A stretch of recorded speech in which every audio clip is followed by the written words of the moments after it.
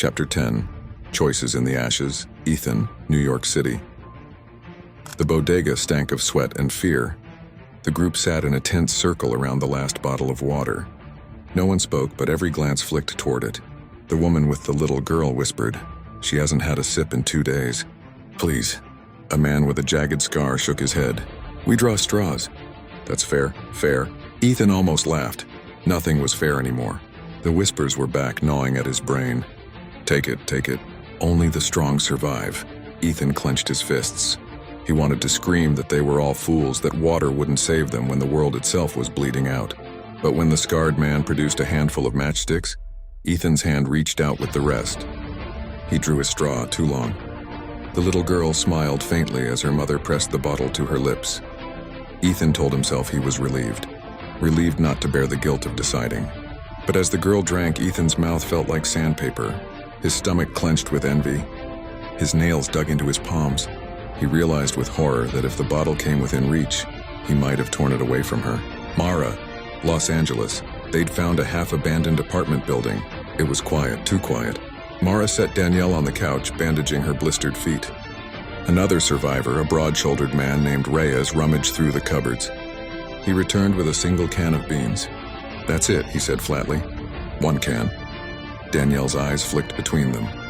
"We split it, right?" Reyes frowned. "We split it 3 ways, it won't touch us. One person eats, one person lives." He set the can opener down beside it like a challenge. Mara felt her pulse race. She reached instinctively for the pistol at her side. Reyes saw the movement, his gaze hardening. "You think you can pull that trigger, Doctor?" Mara's throat tightened. She thought of the gunmen in the ER, the children with knives, her oath to heal, her refusal to kill. But then her stomach growled, and she saw Danielle staring at the can with hollow eyes. Mara's hands trembled. She realized she didn't know anymore what she was capable of. Adrian, Geneva, Switzerland. Adrian walked among the ruins of a once wealthy district.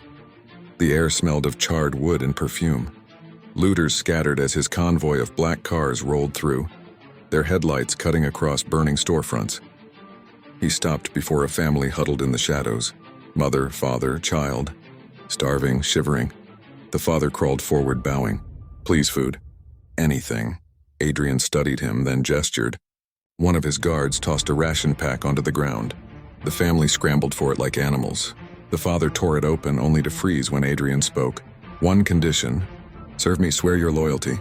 My order will save you where their chaos devours." The mother's face was stricken. The child clutched her leg, whispering prayers. Adrian leaned down, eyes glinting. "God does not answer anymore, but I do." The father hesitated, then bowed again, clutching the pack. Adrian smiled. Another follower gained. Another stone laid in the foundation of his power. Jonah, Chicago, the diner was no longer safe. Jonah crept through the city ruins with the young mother and her children. The old man had died in the night, his body left behind, covered with a blanket of ash. They found a half-collapsed grocery store.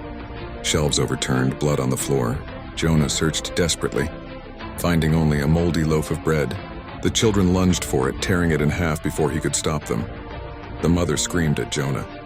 "You're the pastor, do something." "Make them stop." Jonah stared at the crumbs in their tiny hands. His Bible hung heavy at his side. His prayers felt like ashes in his mouth. "Lord," he whispered, "give me strength." But when he looked at the children, gnawing, feral with hunger, Jonah realized a truth he'd feared since the seals began to break. Faith could not fill their bellies. And God, if he was listening, was silent.